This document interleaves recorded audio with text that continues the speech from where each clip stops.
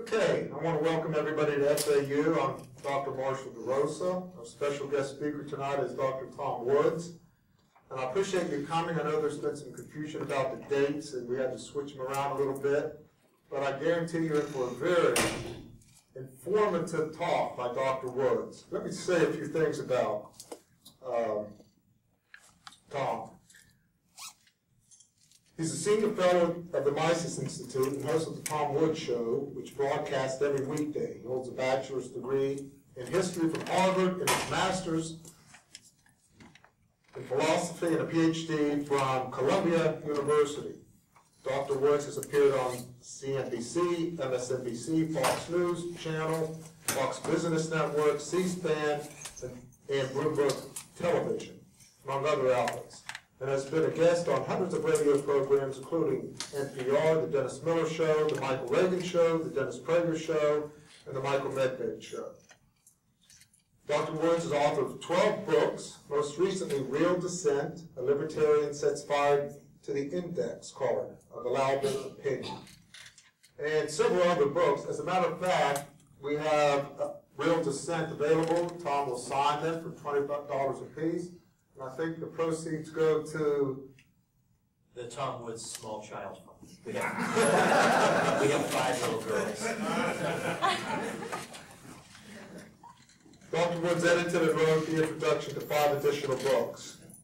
His writing has appeared in dozens of popular and scholarly periodicals, including the American Historical Review, the Christian Science Monitor, Investor, Business Daily, Catholic Historical Review, Modern Age, American Studies, Intercollegiate Review, Catholic Social Science Review, Economic Affairs in the United Kingdom, and several other prominent academic scholarly journals.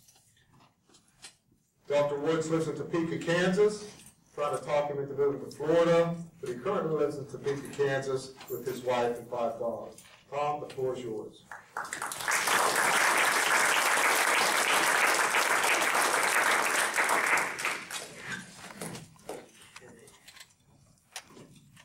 So this I don't even have to use, so we're spurring this entirely. Well, thank you very much. Thanks to Marshall.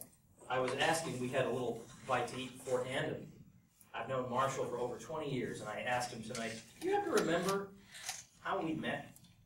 He had no idea. It just broke my heart. I remember the day, I know the exact date, I know the circumstances, I know where we were physically.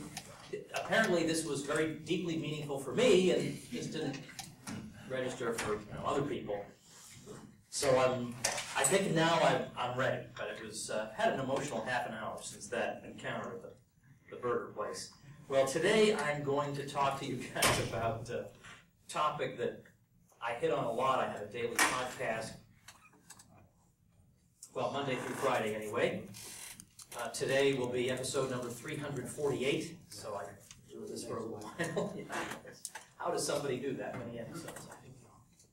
If you want to know how to start your own podcast, by the way, well, anyway, I'll spend an hour talking about podcasting. But I talk about issues like this all the time. Because what I'm going to talk to you about tonight is, in a way, is the way we look at the world, the way we understand current events, the filter through which we interpret events. Because I think pretty much all of us, I mean, I can speak only for myself, but I would wager that pretty much all of us have imbibed, since childhood, a twofold mythology. One aspect of the mythology is that the free market economy is an economy in which people are greedy, there's cutthroat competition, people are thinking only about themselves, and if it weren't for our wise public servants intervening, why we have children working in coal mines, earning 10 cents a day and getting their limbs blown off or whatever, we'd all be getting our, we'd have no hands anymore because of exploding computer monitors and keyboards, and we'd all be eating poison sandwiches and worshiping Thor or whatever. And now, okay, I realize people don't necessarily believe every aspect of that, but that's by and large what I was taught. I mean, how could you possibly favor a laissez-faire economy? It leads to child labor, low wages, terrible working conditions, extremely long hours. Yeah, we could sort of favor a market economy. It's got to have many, many, many safeguards built in. I totally understand why somebody would believe that. That is a very, very plausible thing to believe. It hardly seems like there could be an alternative way of thinking about it. The other aspect of the twofold mythology has to do with how we think, by contrast, about government. Because we are taught, again from childhood, to think of government as the contrary institution, which indeed it is. But we're taught that government is where we have, instead of these awful, wicked, greedy, grasping, private individuals in the free market economy, instead we have wise public servants who are dispassionately pursuing the common good, who have no vested interests of their own. They simply want to make our lives better. Now, I'm going to suggest that every aspect of what I just told you is false. Every aspect of it. I will admit none of this. And I realize that this is a tall order to persuade you of this in a fairly short amount of time. Because, as I say, when I was growing up, I believed these things. Nothing could have seemed more reasonable to me than these propositions. But as I enter, much as it pains me to acknowledge this, as I enter middle age, I realize that my view of the world as a child was extremely comic bookish and did not bear much resemblance to reality. And it would break my heart if you lived your lives in this comic book way that I used to. I want to suggest that maybe we have things reversed in the way we think about these two institutions. So what I want to do is take on the most difficult objections right away, and then we'll get into some more fun ones. So let's start with the most common objection. I'm just thinking about back when I was in junior high school, and I would look at the textbooks, and we would see these terrible photographs of people, and they were earning very, very low wages, and we all thought, well, obviously what was needed was some kind of law to push their wages up. I mean, that was, and apparently people were too stupid to think of it. Now, of course, the implication of that way of thinking is that today we could take everybody in Bangladesh and make that person at the American middle class level by just passing a law. And we know that can't be right. There's got to be some physical constraint at work here. So right away, there's got to be something screwy about this way of thinking. And I want to suggest to you the following, that the way Americans have come to enjoy the standard of living that we enjoy is more or less the opposite of the way we would be led to think based on these two myths. We'd be led to think that until there was heavy government involvement in the economy, everybody was poor, and the government got involved, and that's why they got rich. What if they got rich in spite of the government? That is at least conceivable, right? We could at least imagine that that's possible. How would we know? How would we know it was because of what the government was doing, or in spite of it? Or would they have been richer in the absence of government involvement? There's no way you can know that by just looking at data. You have to think through the logic of it. The logic of it works like this. I always give this example. I say, let's imagine there's a Martian invasion. The Martians come to Earth and they make off with all the machines that we use to produce things. All the capital goods that we use to produce the consumer goods that you and I buy. These are all whisked away. All the assembly lines are whisked away. The factories are taken away. Anything that we might use to augment what we can create with our bare hands is now gone. The Martians have made off with it. To be sports, they've left us with the telegraph, figuring no one's going to know how to use it. So we can communicate with the telegraph, and we can get around on horseback. Now imagine that economy. And imagine you yourself. Do you think you yourself would be richer or poorer in that economy? The question answers itself, right? Everybody would be desperately poor in that economy. And why is that? Why would we be desperately poor in an economy that's so primitive that it has no machines to use to help create goods? Why would we be poor? The answer is because in that economy, think of how few things could be produced. Think of if you had to produce everything you use, and had to be produced by hand.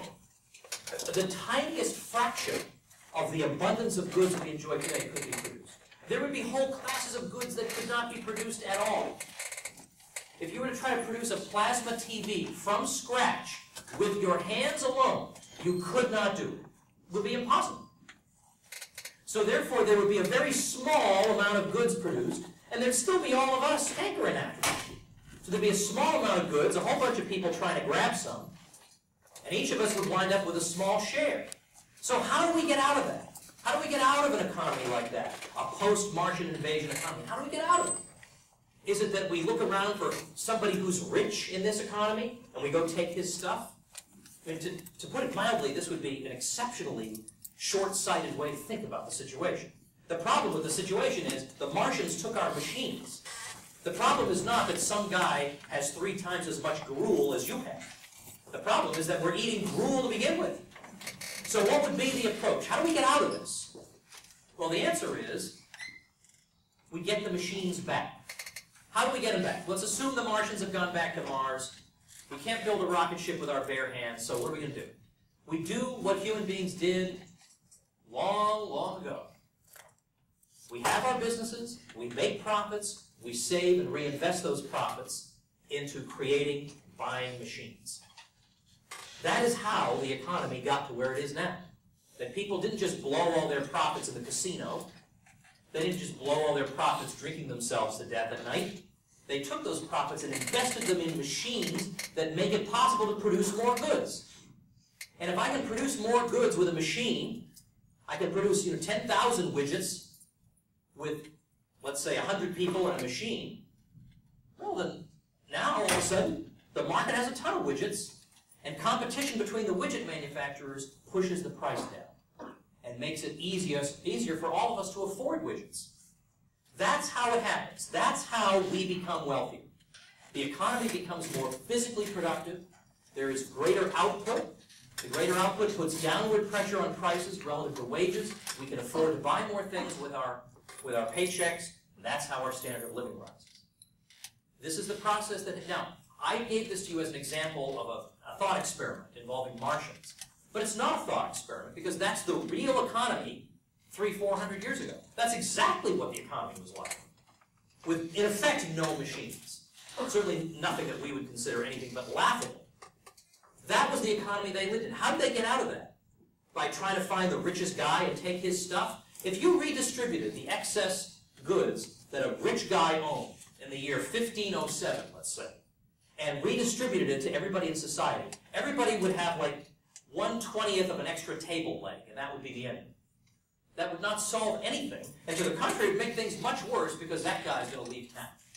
He's not going to keep working knowing that everybody's going to take his stuff. So it turns out you don't have to take people's stuff, and it's actually contrary to your own welfare to want to do it. Because this is how you become wealthy. This is how societies around the world have become wealthy. Through allowing the reinvestment of profits into capital goods to produce more stuff, and the stuff becomes cheaper relative to wages. Now, I know in our economy it seems like things never get cheaper. It seems like things get more expensive every year, except electronics. That's a separate question. That's because the Fed creates a lot of money. If they weren't doing that, you would see prices consistently going down because of the process I just described. Now, here's how we can, if we want to look for some kind of empirical verification of what I just described to you, we can look around at some of the poverty statistics from around the world. If you were to ask the average student, I bet even on this campus, it breaks my heart to say this, even on a campus with Professor DeRosa teaching, I bet you most people would say, if you ask them, what's the state of poverty around the world today? I bet you, let's say 6 or 7 out of 10 people would say, poverty is worse than ever. I bet they would. They say, poverty's never been this bad. But to the contrary, poverty rates have never been anywhere near as low as they are now around the world. It's not even a contest. It's not even close. And we can verify this. It turns out that just about 200 years ago, around 1820, we have statistics for how many people were living in what economists call absolute poverty. And it was 85%. 85% of the world was living in absolute poverty, which is a poverty that Americans can't even remotely conceive of. People living in absolute poverty, coming to the United States, seeing the way poor people live, would think they were living in a dream. I mean, I'm talking about absolute, utter destitution. You are literally one bad harvest away from death. I mean, it's that bad. By 1950, that figure had come down to 50%, and that's an astonishing achievement, because we've never seen that type of achievement in the history of the world in terms of the conquest of poverty. Nothing like that. We've seen stagnation. Then in the 1980s, it was down to about 33%, early 1980s. And then, when the new millennium came along, it was down to about 18%. This has never been seen before. This type of progress against poverty, never been seen. And this coincides with what?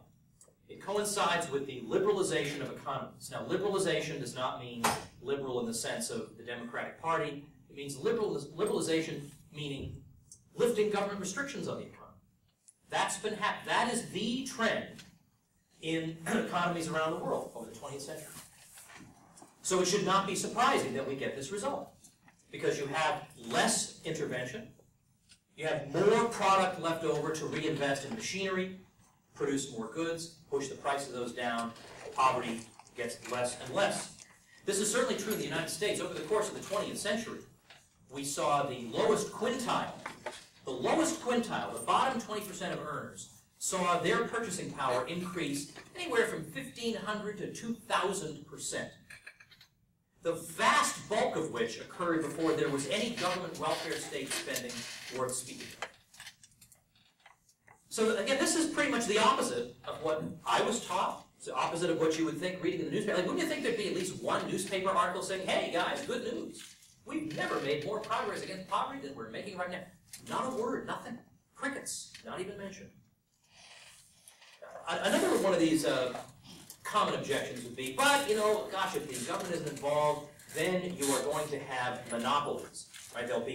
Eventually there'll be, as Karl Marx predicted, one giant firm spanning the whole globe, which is in fact what happens in the movie WALL-E, by the way.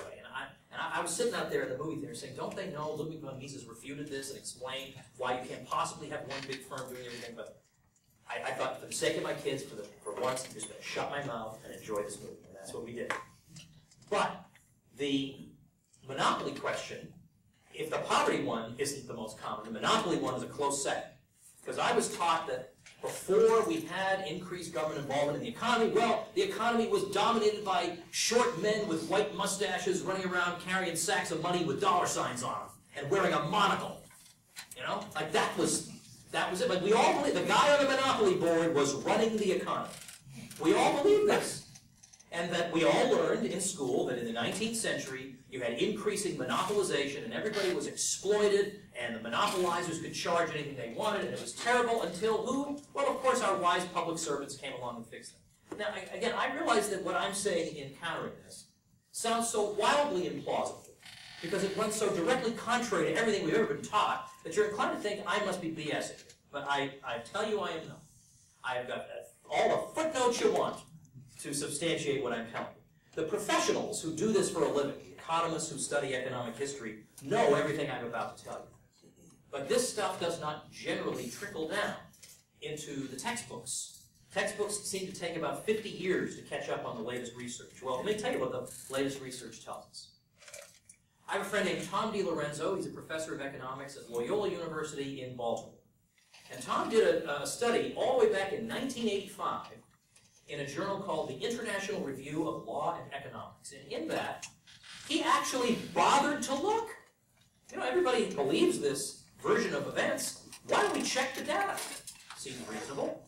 Let's see if it really is true that there was increasing monopolization in the economy in the 19th century. Now, the typical neoclassical definition of monopoly is that you've got a monopoly on your hands when the firm is restricting its output and raising prices to the consumer. That's a monopoly. So he says, well, it should be easy to verify whether industries are being monopolized in the 19th century. All we have to do is see if output is being restricted and if prices are going up. So it turns out we have about 17 industries that we have data for. And Tom went back and looked at them. And he found that in basically every case, with the trivial exceptions of matches and castor oil, but including things like actual oil and sugar and everything, and basic things that people use, to the contrary, output was going up in those industries faster than in any others. And prices were coming down in those industries faster than any others. The exact opposite of the definition of monopoly. Now, not one of us, I venture to suggest not one of us in a classroom ever got the DiLorenzo study. It's in a prestigious journal, it's peer-reviewed, it's never been refuted, no one's ever overturned it. How could they? The data's sitting right there. But it completely overturns everything we've been taught about the robber barons of the 19th century. Now, it's true, there were bad people in the 19th century who did bad things. Nobody defends these people. Lazy people who try to get special government privilege to hurt their competitors. Well, nobody defends that because that's really crummy, lousy behavior. But in terms of somebody who becomes wealthy because he improves everybody's standard of living, it's harder to see why we should be upset about that. Cornelius Vanderbilt was running a steamboat between New Jersey and Manhattan in total defiance of the monopoly on steamboat passage that had already been handed out to somebody else. Eventually, in the 1820s, this monopoly was lifted, and Vanderbilt absolutely went to town. Vanderbilt slashed fares. Now, this is a time when the idea of traveling, this is like 1820s, 30s, the idea of going from one place to another and being there instantly, like we can do, is just as utterly foreign to people. And moreover, no one can afford to do it. Well, under Vanderbilt, trips were having their fares slashed dramatically. You want to go from New York to Philadelphia? It used to be $3. Thanks to Vanderbilt, it's $1. You want to go from New Brunswick to Manhattan? It's only 6 cents, and you can eat for free. Or on other voyages, he wouldn't even charge you. He would just hope you're hungry and try and feed you with the concessions on board. So, in other words, people went from not being able to travel to being able to travel. Okay? No particular reason to hate that guy. Andrew Carnegie, well, look, he's not perfect. But steel rails came down about 90% between 1875 and the end of the 19th century. And that was almost entirely his doing. Now, steel goes into the production in a modern economy of, well, everything. If steel goes down 90%, everything becomes less expensive. People's paychecks extend farther. Their standard of living is improved. Okay, nobody likes John D. Rockefeller because he engaged in predatory pricing. Not according to the classic study, which has now silenced everybody on this. John S. McGee wrote a study on this in 1957, I think, in the Journal of Law and Economics. And he said it is absolutely not true that Rockefeller engaged in predatory pricing. But what Rockefeller did do is he made refined petroleum a lot cheaper than it used to be. It went from 30 cents to 5.9 cents per unit. And it meant also, I mean, he was also involved in producing other related products, kerosene. It meant that people could not afford to illuminate their homes before, now can. This changes everything. People, if they wanted to illuminate their homes, they had to use whale oil, which was very expensive and hard on the whales. But thanks to Rockefeller, no longer. But I did use a term here that I'd like to clarify, the term predatory pricing. This is something that I believed in. I believed that this was something that happened in a market economy, and we needed special protection against it. The idea of predatory pricing is one that will sound, like everything else I'm telling you, superficially it sounds plausible.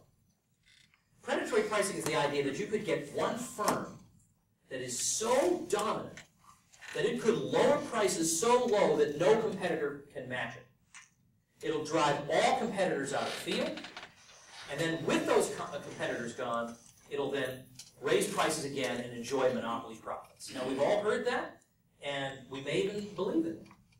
And it's true, we can all think of firms that lower prices very low. But what about the other part of that they raise them back up again once everybody's gone? Turns out there are actually a lot of reasons that this is a terrible strategy for a business. I have a chapter in this book, Real Dissent, on monopoly, where I elaborate on these reasons. But George Stigler, who won the Nobel Prize in Economics, says that today it would be embarrassing to encounter predatory pricing in the professional literature. Okay. Now, as I say, the general public does not know this, that economists have moved on past this. It still is out there because it seems plausible. Well, as I say, I've got a lot of the arguments in the book, but I'll give you an anecdote that I think helps to illustrate the problems with trying that.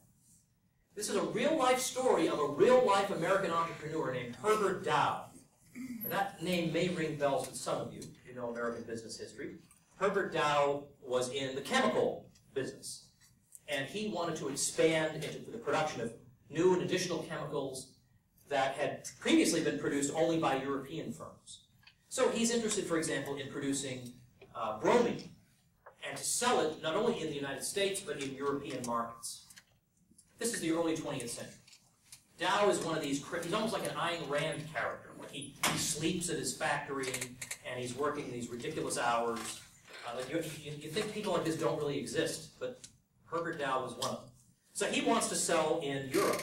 But at that time, these chemicals were being sold by a German cartel. And the understanding was, you don't sell these chemicals in Europe because the Germans have a monopoly, and if you try, they're going to crush you. They're going to use predatory pricing, they're going to sell at prices you can't match, and they're going to drive you out, and you're going to go crying to your mommy. Well, it turns out that Herbert Dow was not the sort to be dissuaded. He was going to try it anyway. So he goes to Europe, and he's going to sell bromine for 13 cents cheaper than they are. In Europe, they're selling it at 49 cents a pound. He's going to sell it for 36 cents. Well, he gets a literal, this is not metaphorical, he gets a literal knock on his door from a representative of the German cartel explaining that perhaps you don't understand how this works, but Americans do not sell chemicals in Europe because the Germans already are there. So stop doing it, or we're going to, you're going to be sorry. Well, Dow kicks the guy out of the office. I'm going to do whatever I want.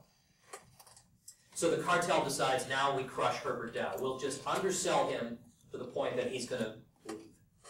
So the German cartel starts selling bromine in the United States, Dow's own backyard, for 15 cents a pound. So Dow gets a bright idea. He thinks, well, they're going to sell it that cheap. I'll buy it. So he orders huge quantities through his purchasing agents at 15 cents, and then turns around and sells it in Europe for 27 cents. Now, the cartel has got to make a profit in Europe for this ridiculous thing to make sense and pay in the United States. So they don't know what's going on, so they think, let's make it even lower, that'll show Dow. So they lower it to 10.5 cents a pound, so he buys more. Eventually, they had to give up. They knock on his door again. This time, it's to work out a deal. So that, see, people think of ways around attempts like that. Let me say a little bit, just to keep on schedule, say a little bit about inequality, because that is very, very much on people's minds these days. I'll just say a couple things about that. Suppose we were to do a study of the economies of the world, and we were to rank them according to how free market they were, how little government involvement there was. And for the sake of argument, let's suppose that we call the 25 countries with the least government involvement, let's call those the 25 freest economies. And then let's suppose we look at the 25 least free economies, and we rank those, and we use the Gini coefficient, which is what economists use to measure inequality. What will we find? We find that there is much less inequality in the 25 freest economies than there is in the 25 least free. That does not get mentioned, but it does seem like a relevant fact. Secondly, think about the ways in which inequality has improved. Because it's improved in ways that are qualitative, not quantitative. Think of it this way. This is the great Ludwig Von Mises example. He was the 20th century economist. He said, think centuries ago, before the automobile. How did the rich travel and how did the poor travel?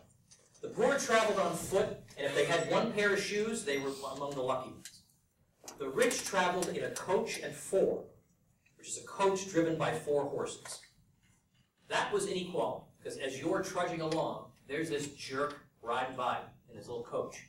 But now, the poor ride around in a beat-up car, and the rich guy drives around in a fancy car. But if they're both riding around in cars, this is a dramatic reduction in inequality in the only sense that matters. Now, what we ought also to note is that up until the early 19th century, when economies began to liberalize, began to free themselves from various government restrictions, you know how much people lived on per day? $3. That was the global average up through the early 19th century. $3. This is a point that Professor Deirdre McCloskey makes at one of the University of Illinois campuses. She was one of my guests, as a matter of fact. She made this point on my show. $3.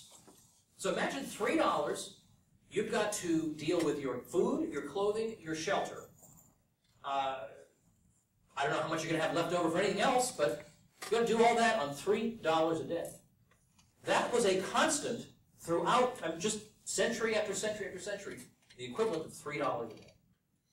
Then suddenly, we get what McCloskey calls the Great Enrichment, which is the period of the past 200 years, which is the first time in human history in which the redistributors and the interveners were beaten back hard enough to allow for capital accumulation and wealth creation. And the result now, even when we include the poorest countries in the world that are going to bring the average down, the average now is $33 in a day. That's an 11-fold increase. Now, you may still say, $33, I wouldn't be able to live a very luxurious life. Yeah, we'll try with $3.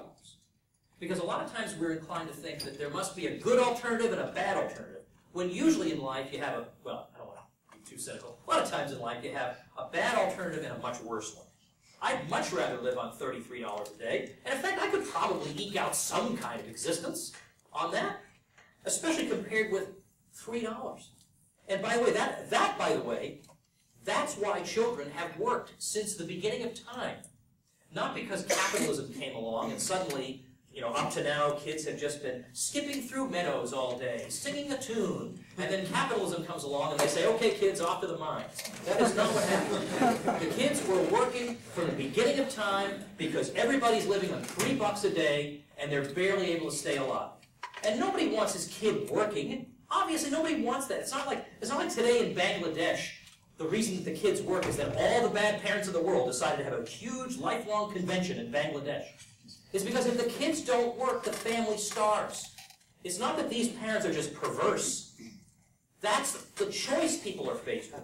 It's not that they don't believe in education. Just pass a law forcing them to go to school. And by the way, they tried that. They tried that stuff in Nepal. They tried it elsewhere. Let's just get rid of this stuff. Let's get rid of child labor. We all want to get rid of child labor. But if you think that passing a law is going to solve it, this is like passing a law against gravity. Look, I want to jump over that cliff. And you're telling me about all the constraints on me, but I'll just pass a law against gravity. But you can't do that. Likewise with this, what happened when these laws were passed? Well, the kids went into prostitution, or they starved to death. So the geniuses who imposed these laws could not manage to pencil into their busy schedules the 5 minutes of economic analysis it would have taken to figure out what was certain to happen to these kids. How do they get out of it? They get out of it because now, if everybody's earning $33 a day, we don't need them doing this. The parents can afford not to have to send them into these hellholes, and can even afford to keep them out of the labor market for 18 years. Okay, again, this doesn't get mentioned, but it should. So those are some myths relating to the market, but the contrary myth, there's a contrary myth about government. And the contrary myth, of course, is that government has no vested interests. The only people with vested interests are those short men with white mustaches on the free market. But when you get to the government, these are dispassionate public servants. Now, it's true that from time to time people will admit that that's a corrupt politician or that guy's on the take. But by and large, people do seem to believe something like this. Ever since we were sitting in that classroom in first grade, and the U.S. presidents are looking down upon us from the wall benignly, and, we get up and we sing songs to them, and it's President's Day, we get the day off. If Walmart were running the schools, and they had all the Walmart CEOs up on the wall, and the kids were taught to get up and sing songs to the Walmart CEOs, and they get a special Walmart CEO day to go meditate upon the Walmart CEOs, we would all say, that's a really creepy thing. But if it's U.S. presidents, like we've all been cowed into thinking these presidents are just larger than life, and I'm not even worthy to stand in the same room with the images of these people. Ever since we all did that, it gives us a prejudice in a certain direction that it takes hard work even to become aware of, much less to emancipate ourselves from. So here are some things that I think at least challenge the standard myth that governments, by contrast, have no vested interest. They're just looking out for the common good. And I want to introduce to you guys a concept called the Washington Monument Syndrome. And if you have not heard about this before, today is your lucky day. The Washington Monument Syndrome is so named because back in, I think it was the 1980s, the Department of the Interior was faced with budget cuts. So, first thing they did was they cut off tourist admission to the Washington Monument. So, in other words, they couldn't find a single pencil sharpener to sell off. The first thing they could possibly think of to do wasn't to fire 10 bureaucrats. That's not going to happen. What you do is you think of the thing the public wants the most, or that'll make tourists the angriest. They'll be so angry, they're going to do your job for you. They're going to go begging to have that budget restored.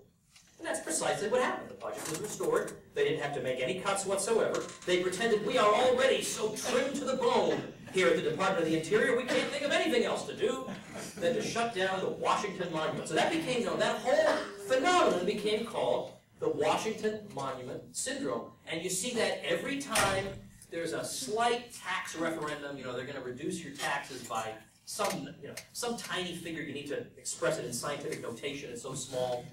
And you immediately get all the pressure groups out saying, well, first thing to go, police and fire. Why would that be the first thing? The first thing? And they constantly, right? We always get that. Police and fire be the first thing to go. So next time you're getting assaulted, no one's going to be there in 45 minutes to come help you. And this time you're going to have to sit and wait for no one. But contrast this now with the market. Suppose you have to cut back on your budget as a business. Do you think to yourself, let me cut back on the thing people like the most? Let's cut back on that. No, you immediately look for what is the least urgent thing? What is the thing we can most afford to do away with? We'll do away with that. But government incentives are exactly the opposite. Let's look at the thing people want the most, and we'll go after that first. I'll give you I have two examples that I really like. One of them is from the Cold War. Now, it turns out that during the Cold War, the United States had a defensive position against any attack by Russia through Germany. So there was a front line covered by a cavalry regiment that had light, fast-moving vehicles and good radio interception equipment. And the purpose of this was to give the first warning of any attack by Russia through Germany. So there's that. You've got this front line of attack against the Russians. Here's another thing that they had. Military marching bands. Now try to assess the relative importance of those two things. They spend $500 million a year on military marching bands, which I think, by the way, is the securest job in America. You ain't never get fired from that. Because what they'll do is, when budget cuts were threatened, which one do you think the Department of Defense said they were going to cut? They're going to cut the line telling us that the Russians are invading. They're going to cut that, but they're going to keep the military marching bands. So the marching bands will be able to, put on a show while the invasion is going. That's not normal, right? It's not normal to think that way. I like this. There's a guy named John Chubb. He worked for the Brookings Institution, which is not a free market think tank by any means. But he was curious, how many bureaucrats work in the central office of the New York City public school system? Just wants to know. So he gets on the phone, and he calls, and the first 6 people have absolutely no idea what on God's green earth the number is. The second half dozen people he talks to know the number, but do not believe they are authorized to reveal it. Transparency. The 13th person knows the number and can reveal it, and the answer is 6,000. All right, well, maybe that's a lot, maybe that's a little. You have to compare it to something. So Chubb thinks, I'll compare it to the Catholic school system run by the Archdiocese of New York. Now, they educate 1/6 as many students. So proportionately, they should have 1,000 bureaucrats. So he calls them up. Person answers, how many bureaucrats work in your central system? The person says, I don't know. John Chubb thinks, here we go again. And the person says, hold on a minute, let me count. It was 26. 26. But if budget cuts are coming, those 6,000 aren't in any danger. They're going to go after the police and fire. I mean, heaven knows what 6,000 bureaucrats are even doing. But we're never going to find out because no one's even going to tell us they're there. They are sinecures. So again, that's not how an institution that has no vested interest of its own behaves. This is how an institution that is defending its turf and wants more money and power behaves.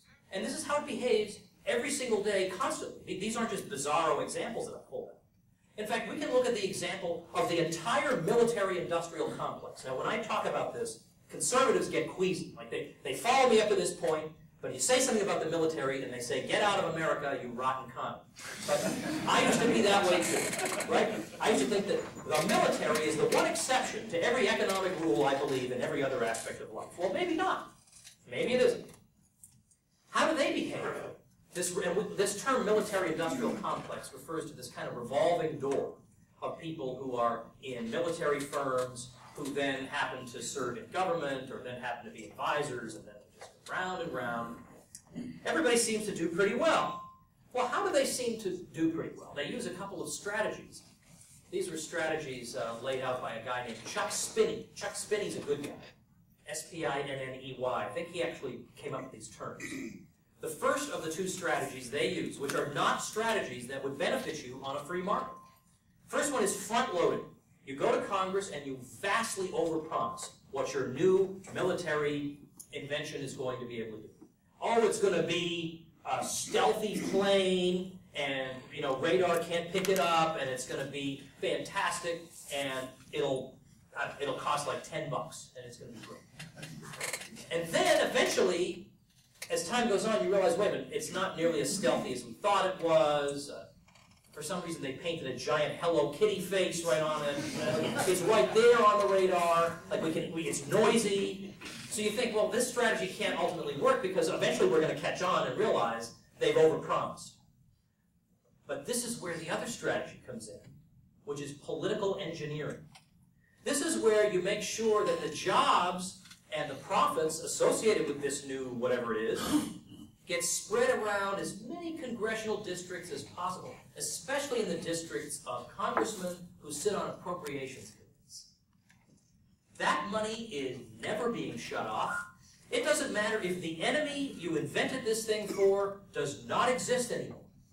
They will still keep on funding it and funding it and funding it because they're not going to give up these high-profile jobs and this big money. Now you can't. This is the exact opposite of how you function in the marketplace. Exactly the opposite. Or how about this? Well, what happened to the missing $1 trillion? There's right after 9/11 up through 2010, the Pentagon budget increased by about $2 trillion. Now, half of that went to the wars, but the other half, nobody knows what happened to. Nobody knows where it went because it'll say, well, maybe they spent it on more planes or more ships. Well, it turns out I have the figures right here.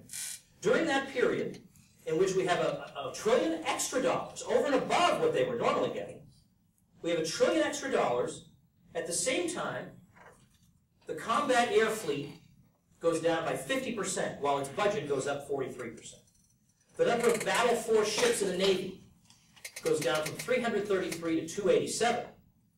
The Army saw a 7% increase, but its budget increased 55%. Well, I'm sure we're going to get to the bottom of this one, right? Wait till the Department of Defense is audited next time. Oh, some of you get the joke. It's not audited. It's not that it fails the audit. It's not that we look at the numbers and say, good heavens, what's been going on here? They don't even have an audit. So we don't know who's been paid, who hasn't been paid, who's been paid twice. Nobody knows. But there are people who believe in the market economy who simultaneously seem to think, well, I'm sure that's trustworthy. I think you got to apply these principles across the board. Now, one thing I won't discuss, only because I wrote a book about it, so I would never have to talk about it again. And that's my book called Meltdown. It came out in 2009. The economy is bad when a book on the economy spends 10 weeks on the New York Times bestseller list. People actually want to read about the economy, what went wrong with it. Nobody wanted to read about what was going wrong in 2005 when people have 5 investment properties, no job, and interest-only mortgages. Nobody wants to hear, maybe this is not sustainable.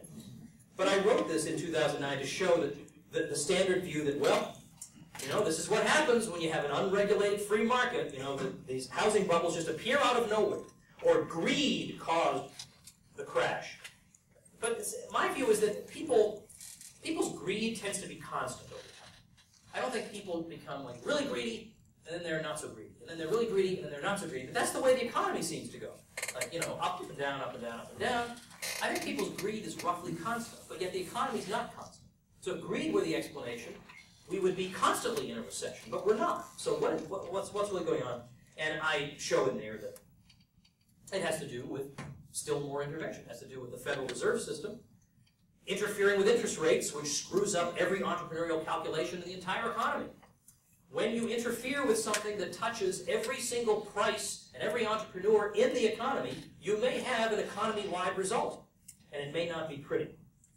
For people who say, but, oh my goodness, we just need more of these selfless public servants regulating the economy, do you know that on the eve of the crisis of 2008, you know how many state and federal agencies there were whose job it was to keep an eye on the financial sector? 115. So if you think, well, we just need, if we only had 116, then we could have nipped this thing in the bud. I think you're not understanding the problem. Because basically almost no regulator perceived that there was a problem, and the chief regulator of the system is supposed to be the Fed and the Fed chairman. And they were all saying things that were the exact opposite of reality, year after year. In fact, Alan Greenspan, who was the Fed chairman through the worst of the housing bubble, Greenspan used to go in front of Congress and deliberately, he admitted this later, deliberately speak gibberish, figuring they're so stupid they're not even going to know I'm speaking gibberish. and like idiots, they're all nodding their heads, oh, this guy's really smart, this former saxophone player is a really smart guy. Which, I don't know how he got the position that he was in. He was not particularly accomplished. Anyway, it's a separate question. But the point is that Greenspan had a term for this. He called it syntax destruction. That was what he used when he would speak to. Now, these are your elected representatives, right, who are there to represent you, and they're showing up at the hearing. They're solemnly nodding, and meanwhile you got Ron Paul in the back going, "I can't believe I have to listen to this guy."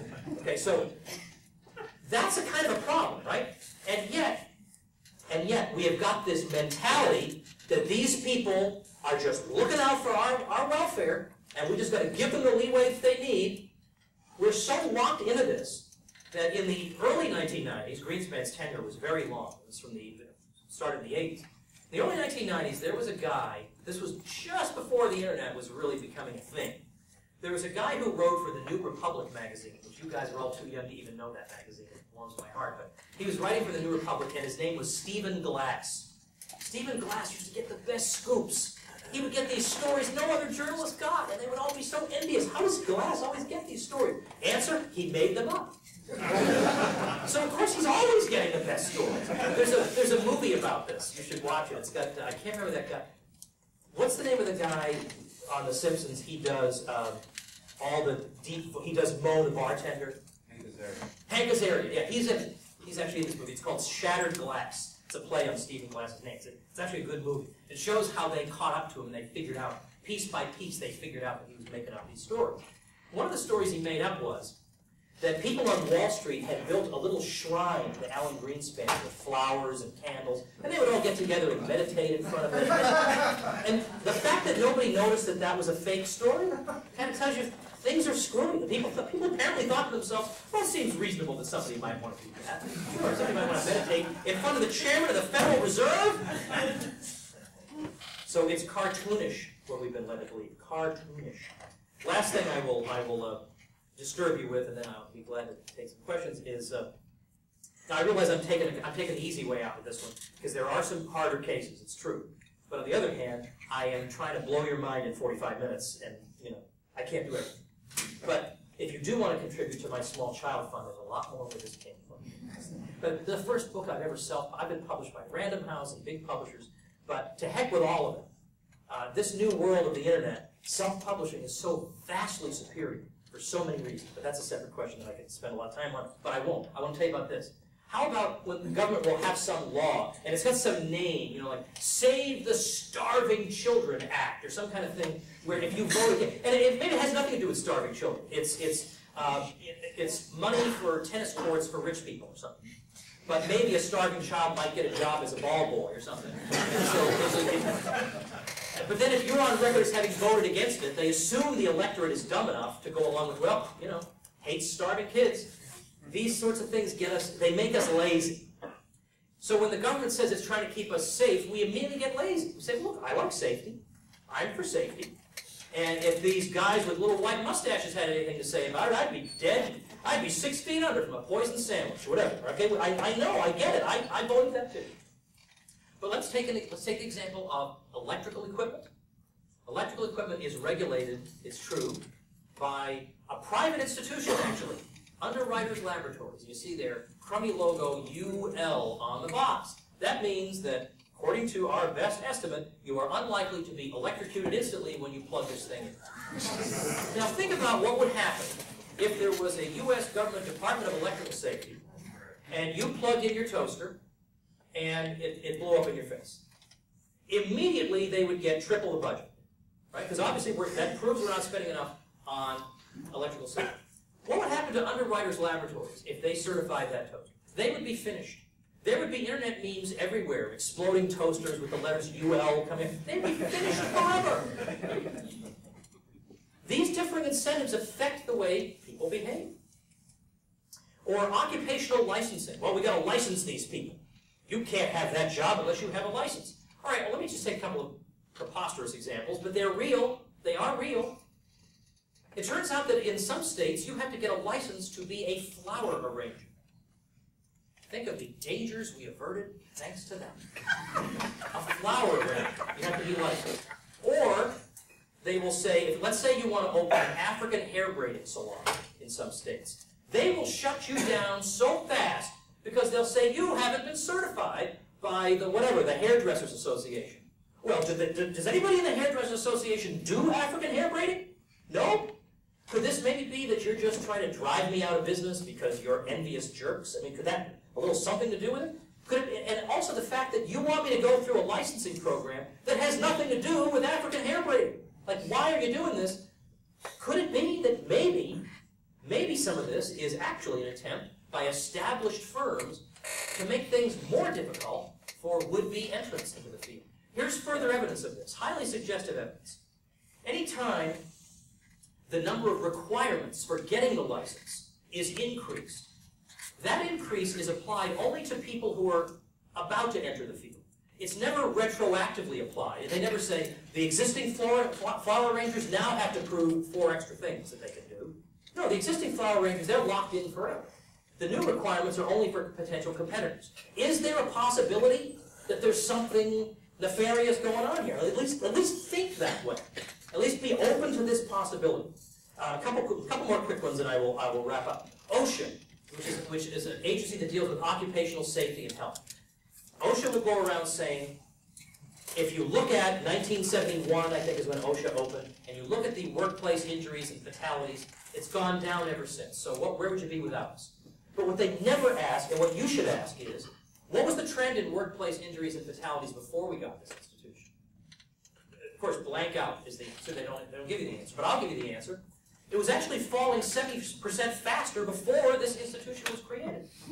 Now, I don't mean to say that this institution is the cause of the decline in the rate of improvement, but I bet you didn't think that was the statistic, but it turns out it is. And it turns out that not the vast majority, but about 60% of workplace injuries are not, we think workplace injuries, we're thinking about some guy is walking too close to the sausage machine and his leg goes in there and you wind up eating a sausage made out of some guy's leg. That's the classic, and I don't mean to make light of people who had that happen to them. It turns out that at least as I say, 60% of these injuries are either workplace violence, like people getting into fist fights. It's not obvious what OSHA can do about that. Or people just having accidents on the road while they're driving on the job. Now, there's a lot more to say about OSHA. I talked about that in my other work. One of my favorites is the National Highway Traffic Safety Administration, because this is a classic case of what I'm talking about. They say, look, the rate of decrease in fatalities per mile traveled since, I guess, 1965 or so, when they opened this thing up, is 3.5% a year. So we've seen a decrease in fatalities per mile traveled of 3.5% a year since this thing was created. What was the rate of decrease before it was created? Just curious. Would you believe 3.5% a year? Now, my point is not that it is absolutely impossible and inconceivable that the government could do things on behalf of safety. The point is, think critically about it. Don't just say, well, it had the word safety in the name, so therefore this can't possibly be a sinecure. This must be for real. And by the way, even things where you think, well, this has to make me safe, like the seatbelt law. Well, actually, you know what? Ask me about the seatbelt law in the questions. I'll never finish. The seatbelt thing is very interesting. It turns out that actually has not helped. The seatbelt just simply means you're more likely to kill pedestrians than you are people in the car. And oddly enough, it turns out that you don't realize it, but you drive marginally more recklessly when you're wearing a seatbelt. Now, it doesn't seem that way, but it turns out that that's the case. So just be more careful when you're walking on the road, now that you know what I just told you. So the point of all this is to say, look, we've imbibed these cartoonish understandings of government and of the market. And I think there is ample evidence, both in history and in empirical examples from our own time, and in theory, to suggest that these are both quite different from how we've been led to believe. And that, as I say, it's hard for us to see through this because these are long-standing prejudices that we have all imbibed. And I don't mean to include you all in this, but I suspect you had the same experience as I did. But if we get this wrong, if we conceive of the market wrong, conceive of government wrong, we're going to get a whole lot of related issues wrong. So what I am simply trying to suggest is that, well, be willing to look again to, as Bertrand Russell once said, be willing to hang a question mark, even on things that you have long taken for granted. Thank you very much.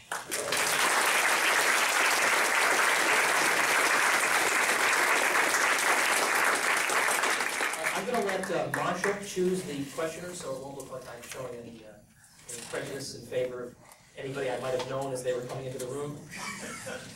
We'll start with our distinguished guest. I just want to make a really quick comment about what you just said about car safety. Oh, please do.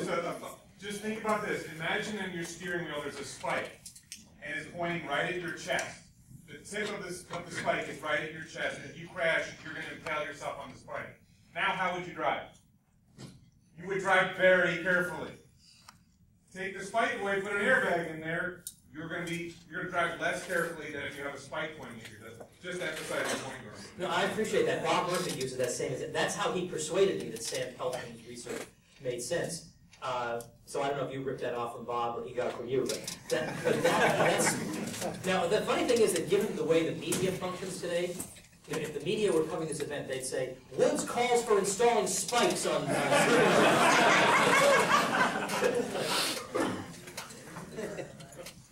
Yes, sir. Thanks all. Thanks. Excuse me, Aaron, could you pick this up on the? Do you need a mic? It would help with the mic. Just speak up. Or just there you go. Just speak up. Tom, I admire you for going out and promoting the free market. Let's say that you're successful and you persuade 60% of the country to agree with you. Does that actually mean anything will change in terms of laws? I can think of many instances where people disagree with what's going on. Yeah. Red light cameras, for example. How many people support red light cameras versus oppose them? We still have them everywhere. Yeah, I agree, I know. And yet people are still going to school being taught, here, children, here's how a bill becomes a law. There's a terrible injustice, and our wise public servants come together and come up with a dispassionate solution. But meanwhile, as you say, there are all kinds of things like that, or special interest things.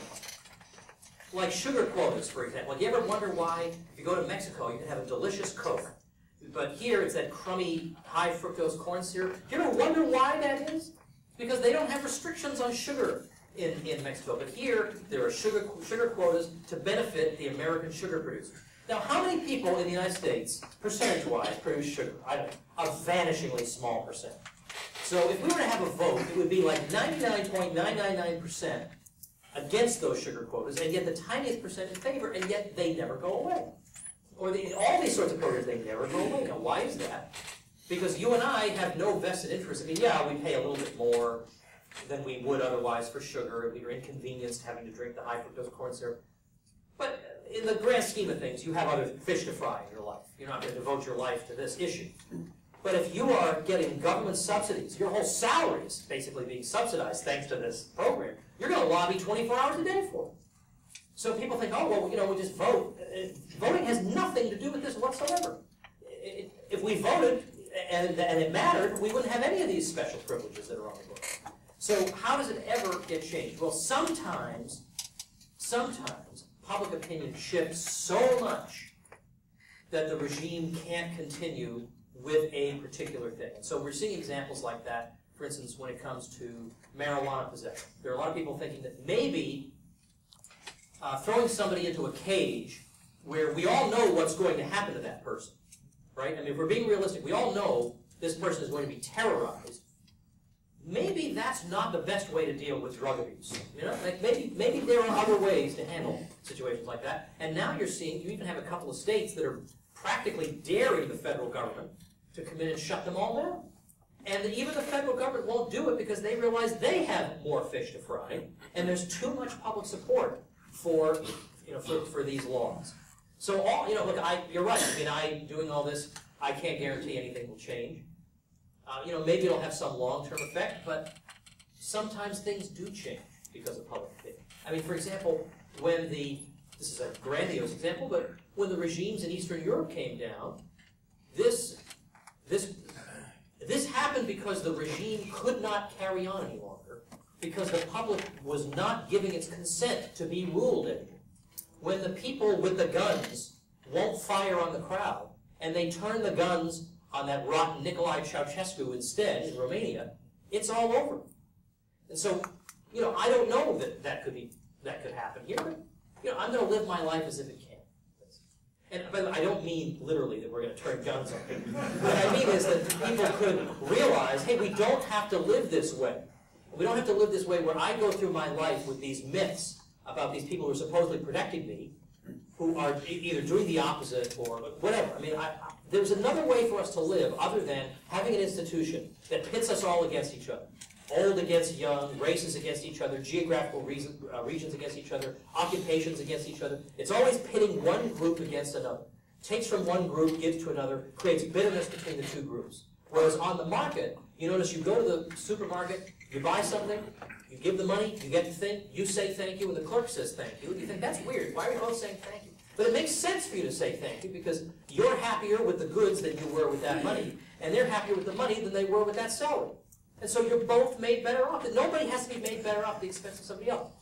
It's possible that we could live that way instead of the way we now live. I mean, I'll just give one more example. It must have seemed like slavery could never be abolished. Because slavery, you could just say, look, you're living in a pipe dream, man. Slavery's been going on since thousands of years before Christ. I mean, how could you possibly think you could ever get rid of it? And the greatest naval power in the world is pushing slavery, the British. How could you possibly, in your crummy little speeches and articles, you think you're actually going to... But that's what happened. That basically is what happened. So, once in a while, things happen. That's my short version. Yes, ma'am. Tom, in public procurement, there's this rhetoric about corporate social responsibility. Like, have you ever come across this? Because a lot of the literature that I've come across so far is basically a push for further government intervention, even when it comes to international trade or international business relocation. Right, okay, so the question involves something called corporate social responsibility, which I understand is really all over the business schools these days. And I think it comes up in business ethics courses as well. Now, I'm not intimately familiar with it, but I think the idea is that, well, I'm sure that the idea is that it's not enough for the firm to produce its product and to do so in a way that's safe and ethical and reasonable and so on, but that the firm needs to do more of various things. It could be a variety of different things. It could be some kind of initiative in a charitable sense. There are all kinds of forms that it could take. But I mean, there's nothing particularly wrong, obviously, if that's all it means, which I doubt. But if that's all it means, certainly there's nothing wrong with a corporation doing it. If the shareholders understand that part of what we're going to do is we're going to take some of our profits and we're going to distribute them in this way, I mean, that's a form of consumption spending on the part of the business firm. In the same way that giving bonuses to everybody, just because you want to keep morale up, is a kind of consumption spending. And they're certainly free to do that. But my own personal instinct on it is that I wonder if I might not actually be a better judge of what are worthy causes. Because I'm not under all kinds of fashionable media pressure to choose a particular one. I can just look at it more dispassionately. I would rather just have my shareholder, I'd rather have my dividends and distribute them to the causes that are dear to me. But I don't have any other thoughts about it. So I haven't read it about it. The gentleman in the back. Thank you. Just a quick question. Is there any function of government that could not be improved by subjecting it to market forces? Okay, so I'm repeating the question. Is this helpful? Is there any function that government performs that could not be improved by having the market do it? I think is the thrust of the question. Well, oh boy, this is a controversial answer. I don't think there is, and I realize that that's pretty strong medicine to take on a night of strong medicine. But I'll just say that there are many fine books written on this subject. I've devoted many episodes of my program to this. If any of this, by the way, has been compelling to you, I have a free show. I'm not trying to get money out of you. The show is free. It's I do the work. All you do is listen. That's great. Mr. Redlick here is, when I get back to the hotel, I'm going to get the episode tonight up. He's today's guest, actually, because of what he's been doing here in Florida. I may actually have him say a word about that in a moment, if you guys don't mind. But on that show, it's at tomwoods.com, and it's fairly highly ranked on iTunes, considering I'm in the news and politics category, so I'm competing with O'Reilly and all these big names. But the funny thing is, I'm usually above O'Reilly. But I think that's because his demographic doesn't know what a podcast is. So it's not entirely fair. But you'll find a lot of episodes that implicitly or explicitly cover that sort of subject in the detail that they deserve in the archive at tomwoods.com. Yes. But Dr. Bush stopped the government and moved Bill Road. Yeah, we did an episode on the roads. There are all kinds of ways roads used to be provided privately. You have Walmart and that supermarket and just dirt. And dirt, and we'd all be standing in our houses going like this. Like we can create these fiber optic networks, but we can't lay tar from here to there. I think we would figure something out. Okay. We have time for a few more questions because I want to give you an opportunity to get a Tom Woods signed autographed book of Real Dissent. Gentleman in the back, yes. I don't know what's more insulting, the names of the bills that the politicians are trying to propagate on us, Patriot Act, Affordable Care Act, or what they're planning to do with the internet. You just mentioned podcast. You want to mention a couple of things or discuss net neutrality? Well, I'll be honest with you. I have now done an episode and a half on net neutrality. I feel like people who are talking about net neutrality are using a language that the rest of us do not use. And it's the same criticism I have of people who promote Bitcoin. I have nothing against Bitcoin, but they're explaining it in ways that only a tech geek could possibly understand. So I'm afraid that it's almost like trying to discuss the Trinity in early Christianity. Everything that comes out of your mouth is a heresy because it's so difficult to understand. So I almost feel like I got the basic gist of it, that it seems like a problem, but it's a non-problem. But I don't think I can use the words to describe it. But so one thing I did was I have an ebook on my site that's free. Now this is, again, I'm not secretly selling you anything. It is free. I just give it away. If you visit tomwoods.com, at the top it says get a free ebook. This is the one I'm talking about.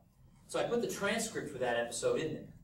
And it's by a guy who is quite knowledgeable, and he knows the lingo, but like I kind of know the arguments, but he really knows the lingo. So if you go to tomwoods.com, get that ebook. It's called 14 Hard Questions for Libertarians Answer, and one of them is about net neutrality, and that might happen. Thanks. Although we know that the Federal Reserve isn't creating regulatory legislation, but we all understand that they are inhibiting the free market.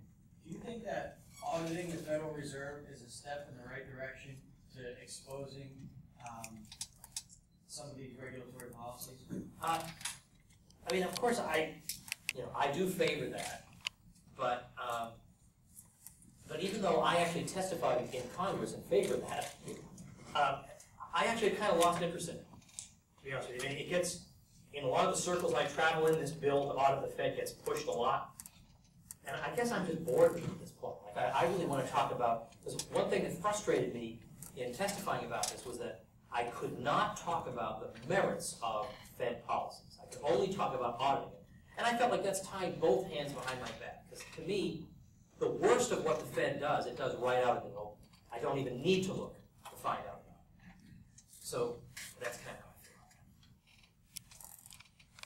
how I feel. Reopening negotiations of trade and different regulations with Cuba, and I admit I'm very biased in this topic because my father was a political prisoner. But I wonder if maybe this is more, rather than an honest, liberalizing, trade with Cuba, it's just to have big subsidies for big agricultural companies to do business there. So, do you have any comments on that? Yeah, well, I mean, I wouldn't rule that out, because whenever something, because I mean, my view is, I take Thomas Jefferson's view is that you should have diplomatic relations with everybody. Because as soon as you say, well, this regime doesn't meet our standards, you're not going to have trade with anybody. I mean, because there'll always be some reason that some place is off limits. So, I mean, like I thought it was a good thing for Nixon to go to China. And I'm not particularly a Nixon fan, but I thought that was a good thing. I wasn't alive at the time, but I think that was a good policy. So, but these days, when something good is done, I'm always wary. Like, I mean, could they really have done something good by accident? Did they just fall into something, doing the right thing? So I can't, given the cynicism, I'm not encouraging you to have cynicism. I shouldn't say that. Just to think things through more clearly. I would not want to rule that out until I've looked at it consistently. But my feeling is that the average person living in Cuba will have his life made better off this way.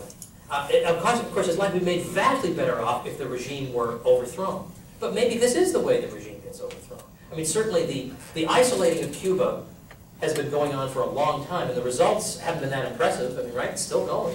So, give peace a chance is all kind of what I'm saying in a coat and tie. But I think, I mean, I'm inclined to support it, but I wouldn't rule out that there are these other possibilities. But if it means a greater opening, then it would sort of be like Murray Rothbard used this in a different context. It would be like if it were declared that everybody were going to heaven, well, then yeah, companies selling angels' wings would enjoy a windfall. But that wouldn't be a reason to decline the offer. And likewise, if trade is being liberalized, but there are some jerks involved, if there aren't so many jerks, I'd be willing to still support. Okay, just very quickly, and then we're going to have... But how do we measure the work of free trade when the American worker is competing with slave labor in China, for example? It's not an even playing field. So is there any merit at all to free trade? Well, like that? Yeah, okay. Who's had the greatest transfer of wealth in the history of the world? Okay, but this is, okay, but, that's understandable. There are two things to say about it. First of all, I have no worry about Americans competing against slave labor, because I have never heard an economist make an argument that slave labor is so efficient, we could never possibly compete with slave labor. Think of the argument. We could never compete with slave labor. Now, one of the reasons that slavery went away was precisely that it's not an efficient form of labor. I mean, think of yourself. Think of what a laborer you would be. Think of the ingenuity that you would display. Think of the labor-saving techniques that you would devise if you were a slave. None, right? None of that. You would be as lazy as you could possibly get away with. So I'm not worried about that. Secondly, a lot of the jobs that a lot of times, we have to bear in mind is that the world has changed dramatically from the 1950s. I mean, we cannot imagine that the world could simply have frozen with the United States, the clear and undisputed victor after World War II, everybody else in wreckage, the Asian economies barely getting on their feet. That's an entirely, and a much more heavily unionized economy. This is a vastly different world, and there's no possible way to expect that that could go on. So to the contrary, we have to say, are we going to become more prosperous by imposing sales taxes on goods that we buy? Because that is the nature of the argument. That if we impose sales taxes on goods that happen to be coming from elsewhere, we will be richer if we put those sales taxes on. Now, when we express it that way, we see the flaw. That who's paying the sales taxes? The same people you're trying to protect. The same average American now pays this. I mean, one way or another, people's lives are going to be uprooted. There's no way to stop that without also killing the goose that laid the golden egg. But the overall trend in terms of qualitative standard of living, not just measuring numbers. I can't measure income from the 70s to today. In the 70s, I'm driving a Pinto that's exploding. I have a stereo system that's the size of this thing, and if I turn it all the way up, you could hear it if you're standing right here. I have no possibility to communicate with the world, express my ideas. You can't put a dollar figure on that. So when I consider these qualitative ways in which life has improved, it's an astonishing development. But basically, what the market economy is all about is two people anywhere in the world saying, do you want to make a deal with me? Every other system is about a third person coming along with a gun and saying, you can't make that deal. And I've got all these humanitarian reasons, says the guy with the gun, for why you shouldn't make that deal. But I don't trust humanitarians with guns. I trust human beings who want to make deals. All right.